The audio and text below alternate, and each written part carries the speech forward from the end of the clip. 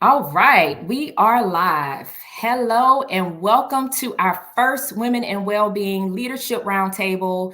I hope you are comfortable. I hope that you are in a position where you're eating lunch. Hopefully, this is around lunchtime. You got your tea, you got your coffee, because we have some great tea. We have some great information that we want to share with you all today. The purpose of this roundtable is for us to cultivate an open exchange of insights, reflections, and strategies among accomplished women leaders. I am Robin Woods. I'm the CEO of Wine and Mastermind, a personal development company dedicated to helping women leaders redefine success, reprioritize their well-being, and reinvent their lives. So, personally, having climbed the corporate ladder, I intimately understand the challenges of building winning teams and nurturing families while maintaining personal well-being. So today, I'm excited to be surrounded by four amazing women leaders, each forging unique paths for their organizations and navigating the intricacies of leadership and well-being. So our focus is on fostering positive change and empowering women to take charge of their well-being, enabling them to emerge as resilient and effective leaders. So throughout our discussion, we're going to be sharing experiences, insights, and practical strategies aiming to provide you with valuable takeaways that you can seamlessly woven into your organizations and your daily lives. The aim of this is not just to inspire personal growth, but also to highlight the importance of well-being, especially in the post-COVID-19 work world. So without further ado, I'll start with introducing our amazing panel. First, we have Ms. Rose Beckton. She is the Director of Sales and Marketing for Omega Biotech. Thank you, Rose, for joining us today. Thanks for having me. Yes, absolutely. I also have Mrs. Jennifer Dove. She is the owner and CEO of Women Found LLC. Thank you, Jennifer, for jumping in here with us today. Thank you for having me, Robin. Yes, absolutely. I have Miss Shanice Collins. She is the Marketing Enablement Manager for Cox Communications. Shanice, how are Good you? morning. Thanks Good so much for morning. having me. Glad to be here. Awesome, awesome. Same here. And lastly, we have Dr. Venetia Johnson. She is the Director of Technology and Innovation Engineering for Delta Airlines Technical Operations. Venetia, so great to have you here with us today. Glad to be here. Yes, awesome. All right, ladies. Well, again, thank you so much for just taking your time to participate in this panel discussion.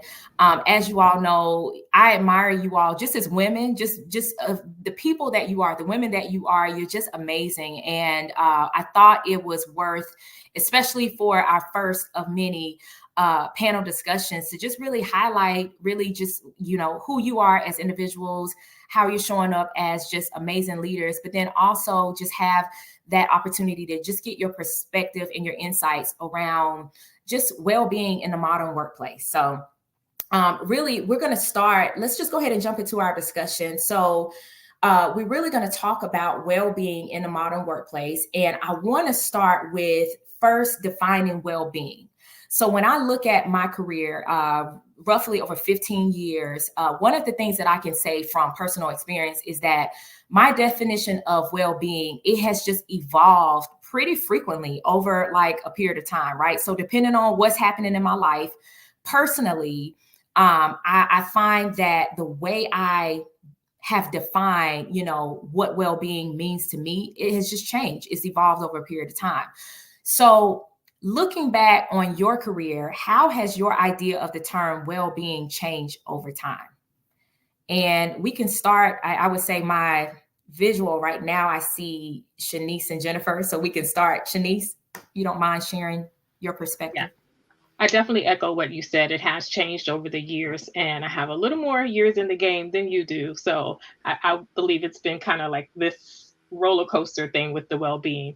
When it was just me, I just was concerned about being able to take care of myself, provide for myself, thrive, and strive for that ambition in my career. When I became a mom, then it was like, no, now I have to be able to be here for someone else to take care of them and make sure that I'm displaying those characteristics that are going to make her proud, make her know that she can be and do anything that she wants to be. So I couldn't play small in front of her. My well-being was like I had to take care of myself physically. So we ate vegetables together. Okay, we're going to walk together. Hey, let's go join Planet Fitness together. So it was a dual thing. And then also the more that I display these things with my daughter, it kind of rubbed off on my husband. He started wanting to take better care of himself. So the well-being part of it also became sitting here at this desk for too many hours and forgetting to just step away.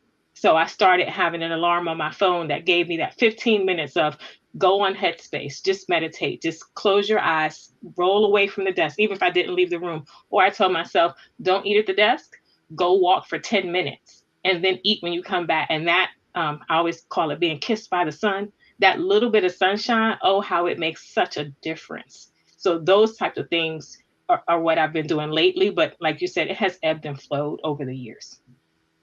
Yeah, I love that. I love that. And I would say one of the key takeaway that I would say that I got from that was when you began to more so prioritize your well-being and really make that a priority, it was almost as if you wanted to set that example for everybody else around you, right? Which I can definitely echo that. Jennifer, what are your thoughts? Well, I agree with you and Shanice that well-being definitely evolves over time. I have, like Shanice, I've been in the corporate game a little bit longer than you, Robin, and I think that well-being changes over time because as women, our values change over time, and that's something that we really don't talk about that much. But when I was younger, when I was first in the corporate game in my 20s, well being was more of me being at work, showing up, doing what I needed to do to advance, to go up the corporate ladder, to show people that, yes, I'm young, but I know what I'm doing. You know, as I got married, well being was a little bit different for me. I wanted space for my husband. When I had young children, I wanted well being was different because I wanted to be able to do things with them, be there for them. But even now, as my children are older, my oldest is in college now, my the way I look at well-being has changed because you get to a point as a woman when you don't initially say, what about me when you're 20? You definitely start saying, what about me when you're in your 40s? And so well being looks different. What you need, what you require, what you value, even more so what's important to you has all changed. So I think it's fair to say and to share in the conversation with other women that it's okay that what you felt like was well being in your 20s is something very different now. Love that. Love that. Rose, what are your Yeah, thoughts? I couldn't agree more with you, Jennifer. And when I think about well-being today, I think the definition of it is caring for yourself as a whole. So that's physically, mentally as well. And so when I think about what well-being was to me when I first started my career, there was almost no mental care for myself. So well-being really wasn't a thing. It was just like you said, getting up, going to work, making sure that I can provide for myself. And that was just, basic necessities that I was checking the box for. And now with a family, that definition of well-being has definitely evolved over time. And not only that physical well-being, but now bringing in that mental health part of that well-being as well has been a priority for me recently. Thank you for sharing that, Rose. And it's so funny because as I heard you talking, one of the things that came to mind for me personally, what I thought about at one point in time was, I remember from the mental standpoint, right? I remember saying what was important was psychological safety, right? Like having that psychological safety and that support even in my workplace, because a lot of times people talk about that just more so being a thing at home, but I find that corporations are starting to talk more about that psychological safety even in the workplace. So it's such a hot topic now, and I think more needs to be said when we talk about like mental health and really nurturing the mental health of our leaders, especially. um yes, Dr. Venetia. So when I think of the well-being, I really think of it. I think in terms of frameworks, and this one kind of makes a little triangle for me. And I think of it as faith, family, and finances. All of am I safe in all of those areas? And then the middle of that right stack in the middle is am I taking care of me in those areas? And if I do those well, I take care of my family, I take care of my team. It goes back to an adage. If you've been on an airplane recently, there's like, before, put the mask on yourself, breathe deep before you assist others. It's that same, making sure I'm well in those components, then I'm able to extend that. Because especially as you talk about in the corporate sense as leaders, people come to us with their issues, what their concern is, why they have to be, off from work. And people are dealing with some real things. But if you're not solid on where you are spiritually, where you are financially, because you can't think straight if you're worrying about how your bills are going to be paid. You can't give good corporate decisions if you're trying to figure out, where you are in a spiritual space. And so if you have those corners really well, and you've, taken care of you, you're in a prime position to lead your team and an organization well. Well said. Thank you for that. Thank you for sharing that perspective, Dr. Venetia. So I'll go on to the next question. And this is according to various surveys, there has been a rising emphasis on women's well-being, right, in the workplace. And as women were one of the groups that were most impacted from the changes that occur in the workplace as a result of the pandemic, organizations are acknowledging the impact of well-being programs on talent retention. And I think Dr. Venetia, just kind of going into what you just shared, the impact that it makes on leaders, right, in terms of how you communicate, how you operate with your teams. So the impact of well-being programs on talent retention, employee satisfaction, and just overall organizational performance, right? It's just a lot of emphasis in those areas. So how has in your opinion, how has the post-COVID-19 work environment impacted your overall well-being as a woman in a leadership role? And I really do want us to talk a little bit more specific about, because I think for a lot of people, they really started paying more attention, right? When the pandemic hit, you saw people just really kind of taking a step back.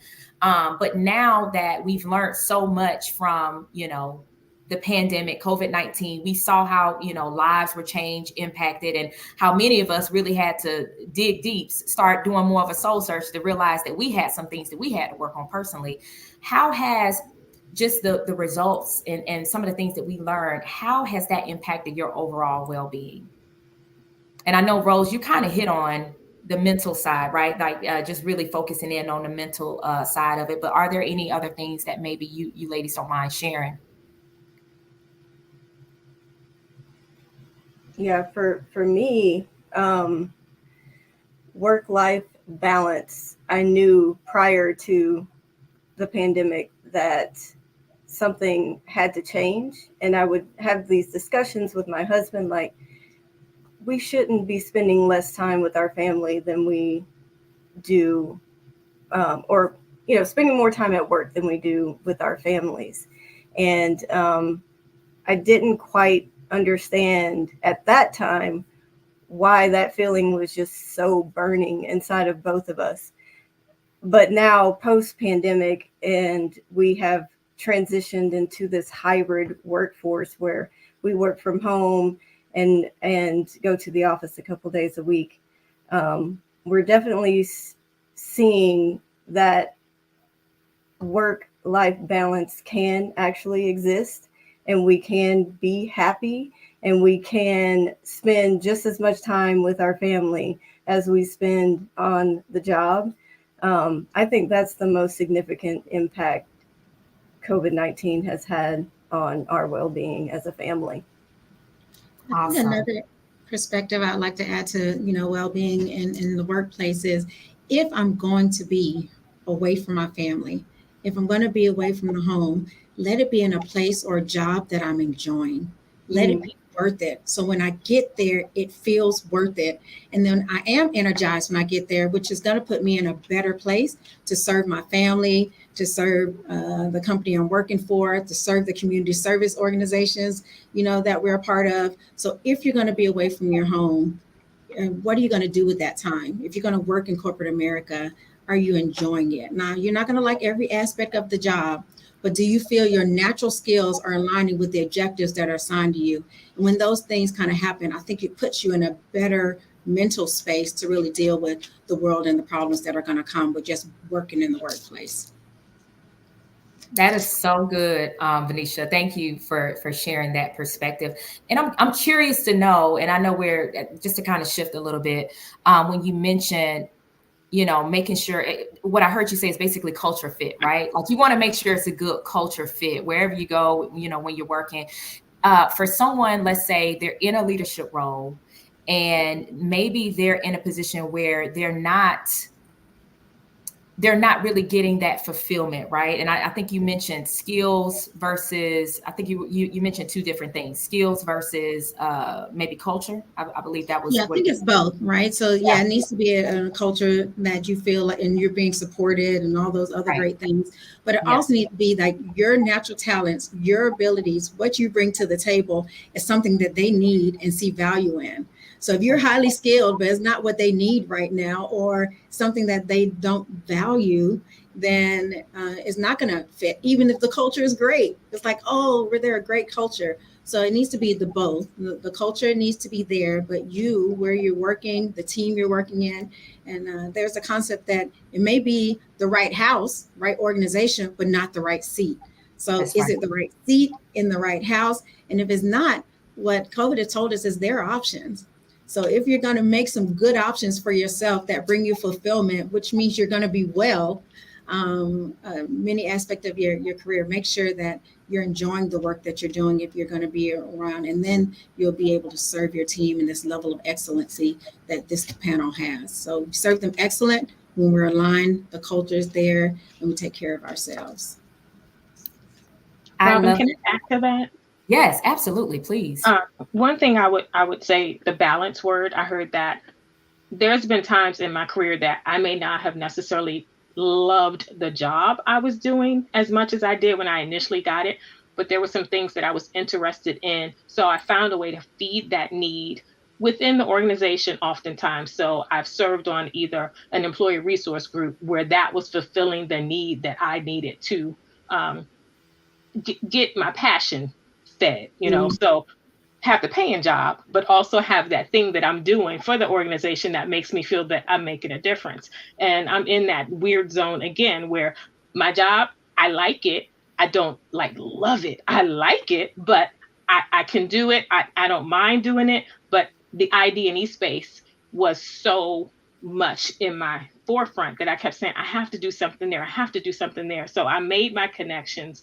And now I'm about to be the co-chair of what we call the East ID&E Council, so Inclusion, Diversity, and Equity Council. So I'm going to get fed by participating in that, by leading in that, but still doing my day job. So we have to find ways to get creative because sometimes there just isn't a job in the field that you want to be in, but you can find other ways to fulfill that need. That's awesome.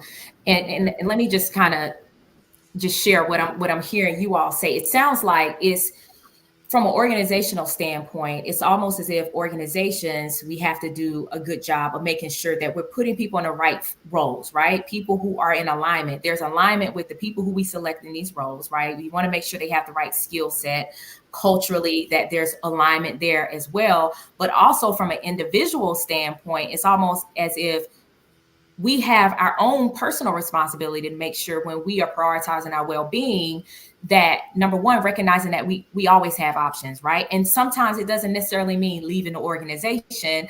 Shanice, I love the point that you just made about, you may not necessarily love where you are, but you may be developing. It may be what you need in that season to, right, to maybe grow in that particular area, but you can also find other things that are also a part of that role that may light your fire, right? So you find that balance, right? It's almost like finding that balance and finding that alignment in the process, but it takes the individual actively working towards that as well as the corporation, right? I love that point. Anybody else wants to add? I do. I want to add, because one of the things that Dr. Venetia said is so true about your skills and the culture. I had the opportunity to be vice president of organizational development at a nonprofit. And my skill set, I loved, loved, loved, loved the job. But the culture, the values of the company did not align with my personal values. Now, the work that I did, I loved, but just the corporate culture.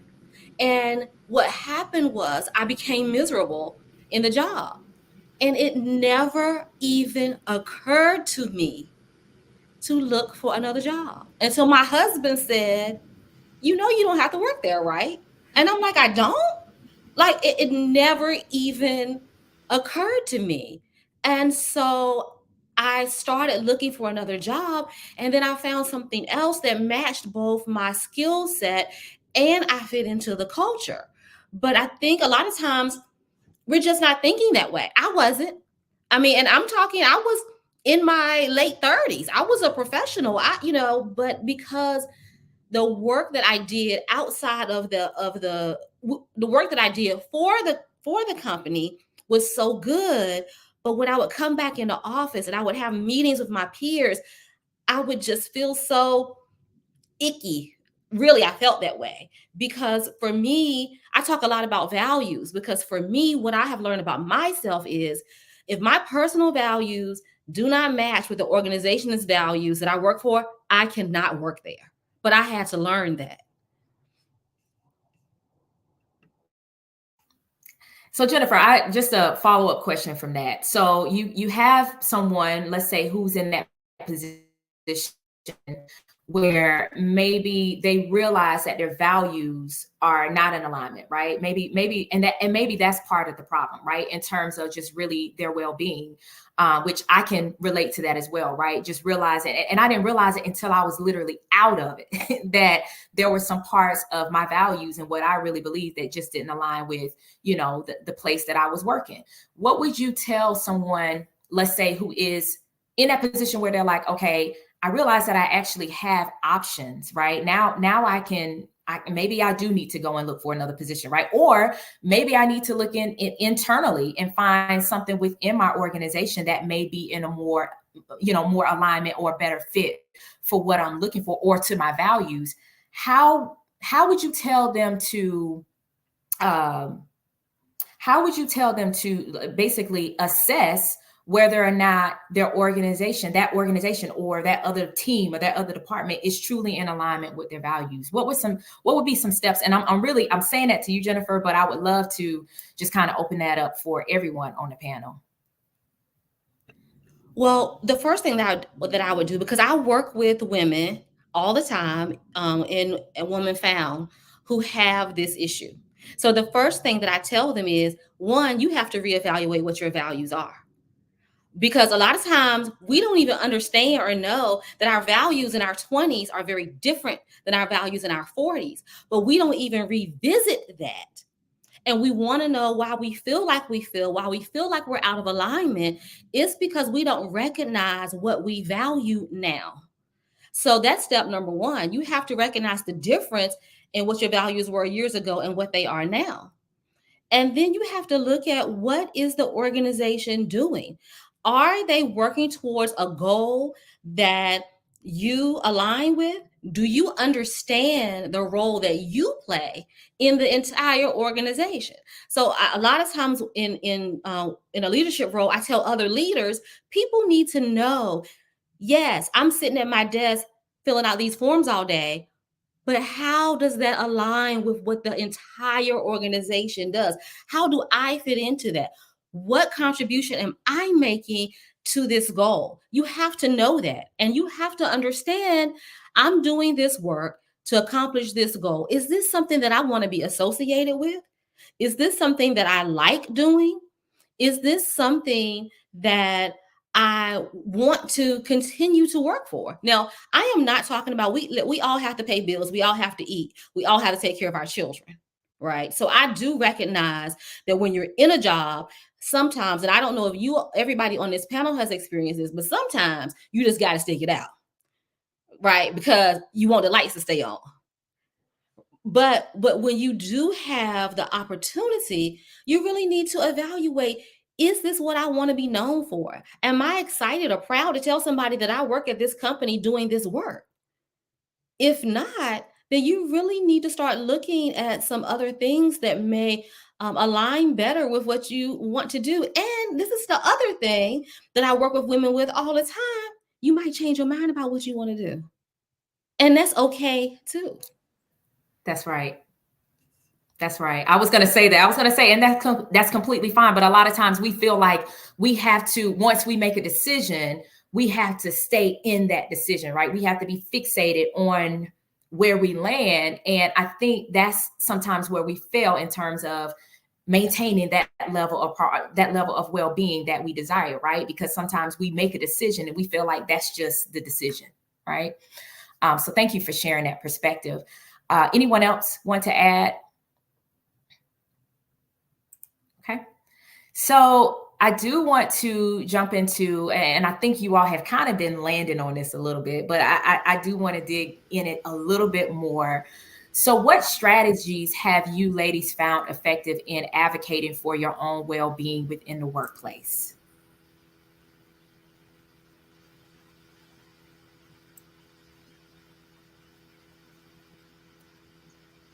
Well, I can share something. This is something that I have done recently. I am almost 49 years old. I have been working in the professional world since I was 22 years old. And one of the things, when I had the VP job of organizational development, I left that job. And when I found another job that I really loved, I was clear out of the gate when they um, hired me. And I said these things: I will not work more than 40 hours a week unless there is some major project that we're doing, and working 40 hours, more than 40 hours a week is the exception, not the rule. My family and my children come first. I am a Navy wife. My husband spent 24 years in the Navy. He's retired now. So a lot of times I am the only parent to take care of my children. I will do the absolute best work for you. You will get phenomenal work from me. But my family and my well-being is more important than this job. I told them that day one. And that really created a culture and environment for me that everybody respected and understood. But for me, I could have never done that in my 20s. One, I didn't have enough guts to do it. Two, I wasn't confident enough in myself to say that, because I would be afraid that they would say, well, we're not going to hire you. But I have learned, because I know what it's like to spend 60 hours a week working. And when you have a 4-year-old to come to you and say, Mommy, I know all of the other kids' mommies. None of my friends know you. When you experience that, then it makes you change what you need in your life to be happy. That's so good. That's so good. And anyone else want to add? Rose? Wow, that's powerful. I mean, I will say within the workplace itself, something that I do to maintain my well being as a leader, I feel like you guys have probably all experienced this, but we are the go to person to answer all the questions. Like, people are usually lined up at my door at the office, which is part of the reason why I like to work from home. And I barely get any time to do the tasks that need to be done. And so um, I've been using calendar blocking actually quite a bit lately, and just blocking out time on my schedule for focus time. Because if I don't, somebody's adding a call, somebody's knocking on my door, and I have to get things done. So that's kind of one strategy, I guess, that I have used to keep my well-being in check at the workplace. Focus time is important, Rose. I learned how to use it in Outlook, and I was like, "Oh, this is so great!" It's amazing. I was like, "Who knew?" Another thing that I will add is learning how to have courageous conversations. It's the conversation where you have it in your head, but if you never had it with your director or your VP, then it's never going to resolve the thing that kind of gives you angst or that gets under your skin. So learning how to have those timely, courageous conversations and explaining how something they said or a reaction or the way they responded to something made you feel. Because that just creates this cycle of, okay, well, she's going to do this or he's going to do that, and you almost dread being around or in the presence of that person because you never addressed an issue that you have. They may not see the issue. So that was in this virtual environment. I work across 18 different markets, so I've never been in the space to see everyone I work with because they work in different states. So I've been virtual for a long time as far as who I work with, but I'm not passing anybody in the hallway of my house, right? It's just me and me. But scheduling that 10 minutes to say, hey, can we just chat about some things? Or even having the conversation of, have we considered X? Because you don't get to do that in a meeting because we're talking about the problems we're trying to solve. So the courageous conversation is one. And the other I would say is knowing your worth, like knowing your non-negotiables. So what are the things that you just absolutely, like, no matter what they say to you, no matter how much money it is, that it doesn't matter. I'm just not doing that. So knowing that, if 6 o'clock is your cutoff time, then when I walk out this doorway, I am not working anymore. I will work when I come back through this door. Knowing that on the weekends, I don't work unless something is truly, going on. And I remember at 25 years old, when I worked on Sundays, I told my mom and I told God, if I ever get out of this schedule of working on Sundays where I can't go to church, I will never work on Sunday again. And I have never worked on Sunday again after I got out of that job. That was just a deal breaker for me because my worship is important and doing that with my family is very important. And I said, I can't put myself in a position like that ever again. So knowing what those non-negotiables are gives you peace. Awesome. Dr. Venetia. Yeah, I saw the mention, one of the things you talk about, crucial conversations, and I just happen to have this on the book. Because every once in a while you need to have one of those. It just helps to have a good reminder about some key points on how to do it well, right? But the key point that I heard in Shanice's conversation or statement was timely. And just want to expound on what timely, at least for me, what timely looks like for me is around having, I call it having enough capital in the bank that our conversation that we can recover. And so sometimes it helps in, capital is built by your expertise. It is built by sometimes your social capital, you've built some relationship in there. And so timely, at least for me, is do I have enough, capital in the bank to really have this conversation and it go well? And so sometimes maybe I need to have just a social conversation first, so we have a good platform to see where that person is or even see where their mental state is. So if they're just lost a parent, that's not probably a good time to go in and say, oh, this is what you did to hurt my feelings in this meeting, or this is why this negotiation didn't go as well. So sometimes having that timely conversation is checking the temperature of the person and their well-being, and where you are in well-being in order to have that conversation. So thank you for mentioning that point about being timely. So there's some components to consider, their well-being as well as yours, when you have those real needed conversations. And it's so funny because as I hear you all kind of talk through this, specifically in the workplace, right? Like advocating for yourself and being assertive, learning how to, practice that level of courageous assertiveness, right? With the people who are in the workplace.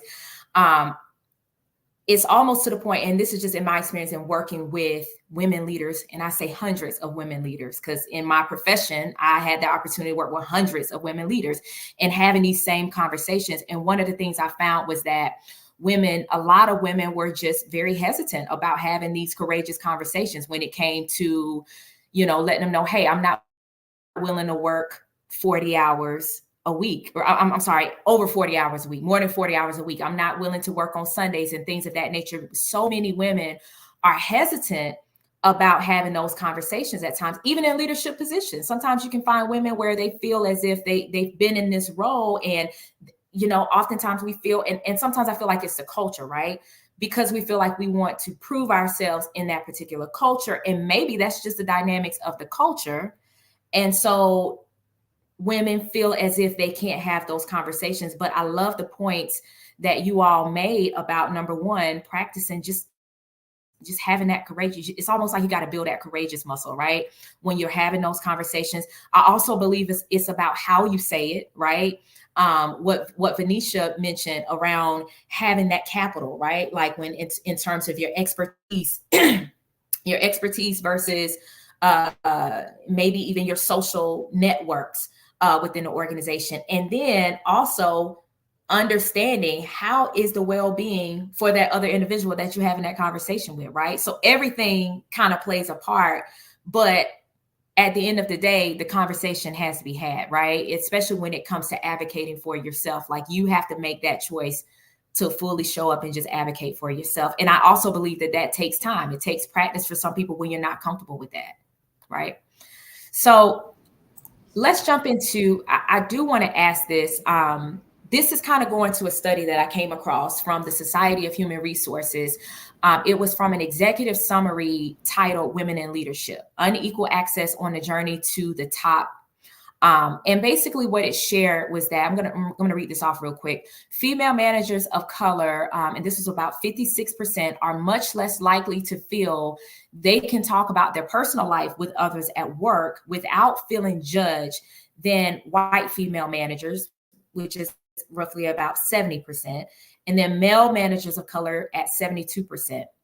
How can organizations support women of color in leadership roles and encourage them? And this is more so in your opinion. How can organizations support women of color in leadership roles and encourage open dialogue about their personal challenges, given that 56% feel less comfortable discussing their personal lives compared to their counterparts? What can organizations do? When you really think about that, what can organizations, how can they help to foster more of that dialogue for those women who may feel uncomfortable, especially women of color, feel uncomfortable with sharing?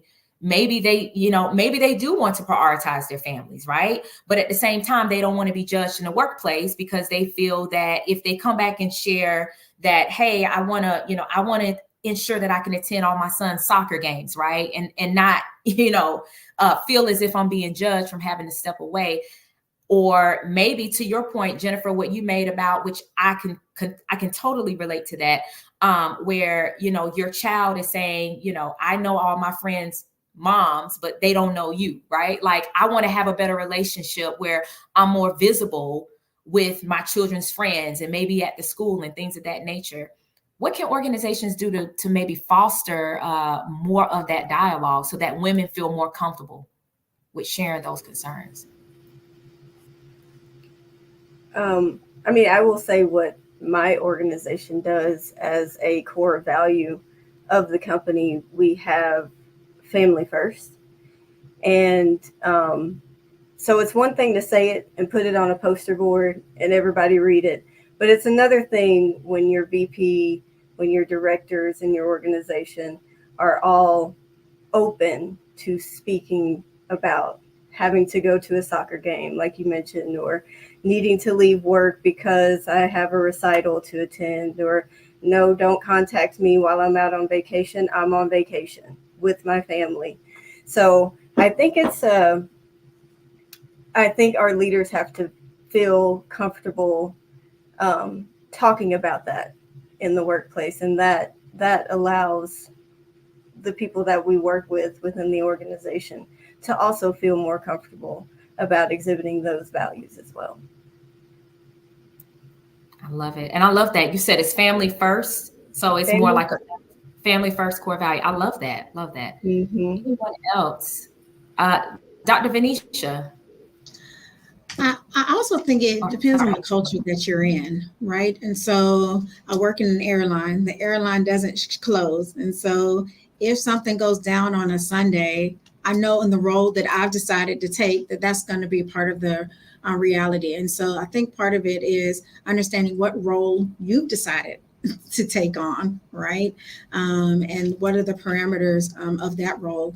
And as far as the creating the right balance and communication, I think it's us too to share more of ourselves and give it a try, right? And so some of it is no, we don't feel like we can, but have we tried it in safe places, right? And so and I think it's a muscle too of sharing who we are and what we like to do. And so it's creating the balance that if you create those relationships, creating that social capital, then it leads to the opportunity for you to share more of yourself.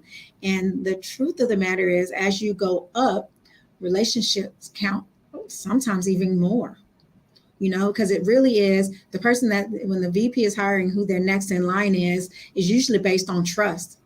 And trust is based on familiarity. And familiarity relies on you sharing. And so we've kind of put ourselves in a conundrum if we're not willing to share.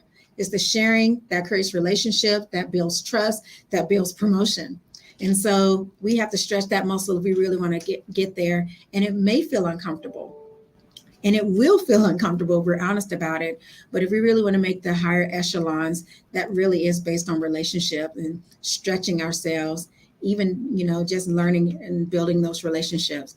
Because most of those higher end executive roles are really based on, a lot of it is built on trust. Right, right. Yeah, I love that. And let me just share this, just to kind of echo that. What I hear you say, Dr. Venetia, is really being willing to be vulnerable, right? Even when it gets uncomfortable. It's almost like it is. And from my experience in seeing women progress in leadership, sometimes it is hard for us because maybe some people, you may be introverted, or maybe you're just not comfortable with that. Or maybe you came from a culture before where everybody just don't share their business, right? You only share it with certain people. But I can echo that I see being willing to be vulnerable with people. And sometimes that means just sharing, not oversharing, right? You have to have that level of discernment, but being willing to just share those dynamics, of what you have, not just professionally, but being willing to talk to people about your personal life, about those people who are important, in your personal life as well. And I'll go one step further.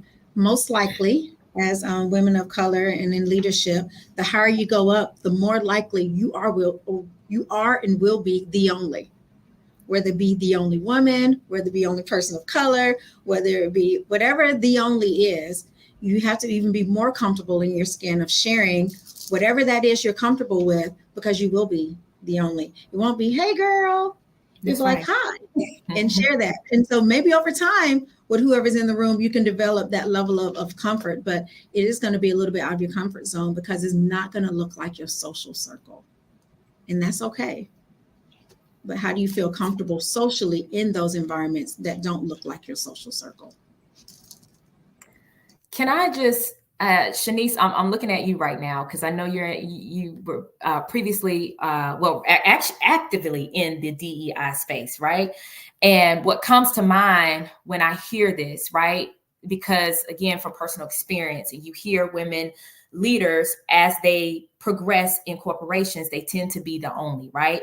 And so that kind of goes back to the point that I just made about from the executive summary about how women feel very uncomfortable at times with sharing dynamics of their personal lives. So if you don't mind, I would love to hear, maybe even if you've seen it from organizations or even just your own expertise. I would love to hear maybe what can organizations do, right? Like when they see, you see that you may have the only sitting in that room and they're not sharing. Maybe they're not sharing. The only thing you know about them are, all the degrees in the front of their name and behind their name, right? You know what they're capable of doing, but you don't know anything else about that. What can organizations do to make them feel more comfortable? What are some things that you've seen or maybe, you can share?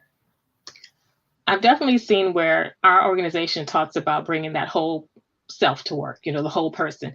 And when you hear it initially in your mind, when you're that woman of color, you're like, yeah, they don't really mean that, because they don't want to know about my sorority meeting, or, this or that, this.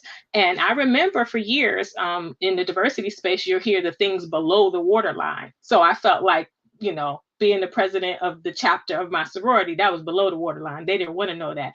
Being the deaconess in church, they didn't need to know that, because that was below the waterline. And then eventually I learned, no, you need to share that, because that shows your leadership skills. That shows that outside of this organization, you're able to lead 14 ministries, or you're able to lead an organization of 145 members and 30 board members. So I had to get past that. And I watched others struggle with that. And I would say, hey, I know about some things that you're doing that are in the community, or PTA, or whatever that thing is. Share that as well. That belongs on LinkedIn just as much as the accolade you got for being employee of the quarter, because it's still a part of who you are. And every skill that you get does not come from work, but you have skills outside of work that you can bring to work. So we have to stop trying to live double lives. We are one person. And when you get that realization, then the whole you can start to show up, and you can say, yeah, I had to go to sorority meeting on Saturday, and we talked about how we're going to better our community for a couple of hours. And this is what we plan to do. Or we're doing angel tree ministry, and we're serving 140 families with, 90 kids, or what have you. So still being able to have that discussion, but you as the leader, you also have to invite them to the conversation when you see that they're not involved. So you're sitting at the table and you notice, hey, I never hear anything from Sheila. Then you can say, without necessarily putting her on the spot, hey Sheila, anything you want to tell us about your weekend, or what was great about your week. Just invite them into the conversation, and sometimes just that small invitation will get them to feel like, oh, they care, or they do want to hear from me. So the invitation is key. And also what they're talking about that you have relation with, right? So in my arena is Georgia football. It's a big game going on this weekend, and it creates opportunity. Like, yeah, I'm going to a Georgia game, but they also have this Black alumni support group that happens on the quad. I'm sure you didn't know about it, but this is what we're doing over there. And this is how we're raising funds for other minority students to attend the University of Georgia. And so you make the connection with what they know to what you're dealing with, and it just creates common ground, right? And so you start with common connections as well. Love that. Jennifer. Well, what I will say to that is, being in a leadership role, particularly when you see other women of color who are not sharing and things like that, I think it's important to also recognize that with women of color, a lot of times we don't share because it's a limiting belief. We were raised in households where you do not go out and tell people your business. You go to work to work. You do not go in there and tell them what your husband doing, what your kids doing, what you're doing after work, because it's none of their business. And it is a limiting belief. And so as in a leadership role, several times I've had to help other younger women of color to change their limiting belief to an empowering belief, to help them to understand, no, you don't need to share every detail, but when you share more, it brings you more into the group. People get to know a little bit about you, but also understanding when you work in fields and you're in a leadership role and you work in white male dominated society, a lot of times those people come off as they don't care. And you can give them training and you can say, this is what we're going to do. But because it does not impact their day-to-day world, they really do not care. And so a lot of times it's difficult when you're a Black woman in leadership to try to get your peers who may be white males to understand there are differences in people who work here. And we need to celebrate those differences, not try to make everybody the same. And so I think it's just a lot of work to be done, but I know I was raised in a house. My grandmother would be like, you don't go to work telling everybody everything, right? Because for them, it was for safety, right? You didn't want people to know where you were, what you were doing, how many kids you had. Those were not things that you share with other people. So I think we have to try to move the culture to understand that things are not like they used to be. That's right. That's right. So good. Y'all have some really, really good perspectives. And I just appreciate all of it. It looks like we're coming up to the end of our discussion, and I wanted to open it up. If you ladies have any final thoughts that maybe you want to share as it relates to just prioritizing your well-being, any types of, any tips, anything that can come to mind right now that you can think of that maybe you could share with, let's say, a woman in leadership who is just really trying to figure it out right now. Any last minute thoughts?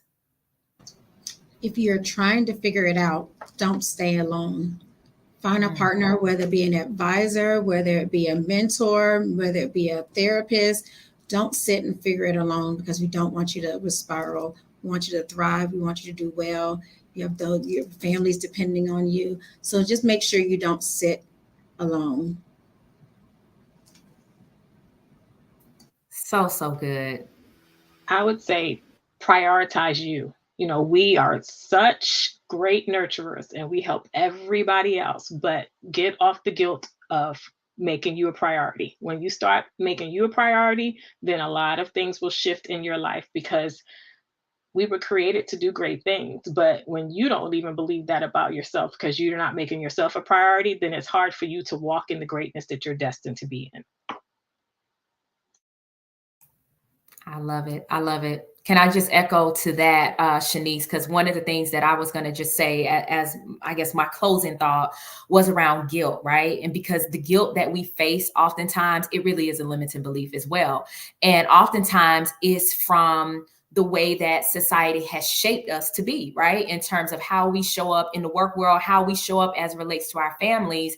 A lot of these are just certain mindsets, certain beliefs that just have been passed down for decades, and so it's going to take intentionality for us to really realize and recognize that we can prioritize, we can take care of ourselves. And at the end of the day, when we're able to take care of ourselves, we're able to take care of those around us, right? Our families, our teams, those people, our friends, those people around us. We can show up in such a stronger way and a more effective way when we just take care of ourselves. So never lose that, and just know that it's going to take work, right? It's going to take intentionality and work and support. As Dr. Venetia mentioned, it's going to take some work and support.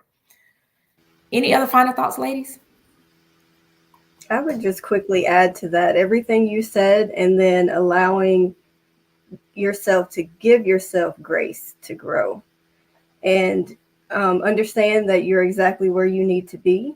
Be confident in your skill set, and along with that whole package that you, Dr. Venetia and Shanice, commented to earlier.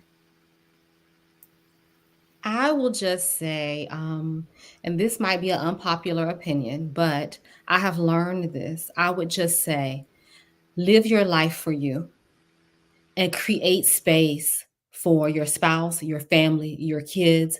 Create space for your job. I feel like this is my opinion. I feel like your most important relationship is your relationship with God first, and then with yourself.